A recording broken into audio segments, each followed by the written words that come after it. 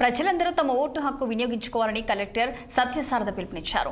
వర్ధనపేట మున్సిపాలిటీలో ఎన్నికల సరళి పరిశీలించిన కలెక్టర్ పోలింగ్లో ఏదైనా సమస్యలు ఉంటే మా దృష్టికి తీసుకురావాలని కోరారు.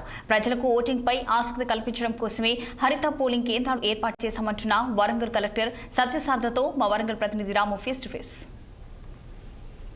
వరంగల్ జిల్లా వ్యాప్తంగా ఉన్న 12 మున్సిపాలిటీలకు ప్రశాంతంగా ఎన్నిక కొనసాగుతుంది. ఇప్పటికే దాదాపు 240 మంది అభ్యర్థులు వార్డులకు వార్డులకు గాను 1072 మంది అభ్యర్థులు పోటీ పడుతున్నారు. ప్రస్తుతం వర్ధనపేట మున్సిపాలిటీలో ఎన్నికల సరళిని పరిశీలించడానికి వరంగల్ కలెక్టర్ సత్యసారథి ఉన్నారు. మనం అడిగి తెలుసుకునే ప్రయత్నం చేద్దాం. మేడం, ఎన్నిక ఏ విధంగా కొనసాగుతుంది మేడం? పొద్దున్న 7 గంటలకి ఎన్నిక మొదలైందండి. ప్రశాంతంగా కొనసాగుతోంది. ఇప్పుడు 9 గంటల వరకు 13% నమోదైంది. ఫాగ్ ఎక్కువగా ఉండడం వలన ప్రజలు కూడా మెల్లమెల్లగా ఇప్పుడు వస్తున్నారు. సో రైట్ నౌ అయితే ప్రశాంతంగా కొనసాగుతుంది. అంటే ఎన్నిక సజావుగా సాగడానికి మీరు ఎలాంటి చర్యలు చేపట్టారు?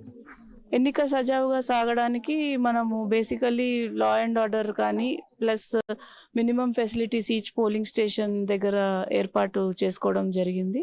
అట్ ద సేమ్ టైం అందరూ ఆఫీసర్స్ కూడా అలర్ట్గా ఉన్నారు. సో ఎక్కడ ఎలాంటి ఇష్యూస్ లేకుండా ప్రస్తుతం ప్రశాంతంగా కొనసాగుతుంది. కొన్ని పోలింగ్ కేంద్రాలకు సంబంధించి ఇప్పటికి కూడా కొంతమంది అభ్యర్థులు ప్రలోభాలకు గురి చేస్తున్నారని ఆరోపణలు వస్తున్నాయి. ఇంతకుముందు డీసీ తండాకు సంబంధించి కూడా ఒక పార్టీకి సంబంధించిన అభ్యర్థి ప్రచారం చేస్తున్నారు, డబ్బులు పంచుతున్నారని చెప్పేసి అక్కడ కొంత ఘర్షణ వాతావరణం ఏర్పడింది. మీ దృష్టికి ఏమైనా వచ్చింది? మా దృష్టికి ఎలాంటి ఫార్మల్ కంప్లైంట్ అయితే రైజ్ అవ్వలేదు ఇప్పటి వరకు. సో ఏదైనా కంప్లైంట్ రైజ్ అయితే మేము స్పందిస్తాము. But at the same time FSTs కూడా మనకి ఇప్పుడు వాళ్ళు వెళ్ళి ఎలాంటిది రిపోర్ట్ ఇంకా మనకు చేయలేదు కాబట్టి మా నోటీస్లోకి రాలేదు. ఈ వర్ధనపేట పోలింగ్ కేంద్రానికి సంబంధించి హరిత పోలింగ్ కేంద్రం ఏర్పాటు చేసి దీని ముఖ్య ఉద్దేశం ఏంటి? ముఖ్య ఉద్దేశం మనకి పంచాయత్ ఎలక్షన్స్ లాస్ట్ టైం మనం తీసుకున్నప్పుడు హరిత పోలింగ్ స్టేషన్స్ వలన ఓటింగ్ శాతం ఎక్కువ నమోదు అవ్వడం జరిగింది. ప్రజలందరూ చాలా ఉత్సాహంగా ముందుకు వచ్చి ఆ స్టేషన్స్ చూడడానికి వచ్చి ఓటు కూడా వేయడం జరిగింది.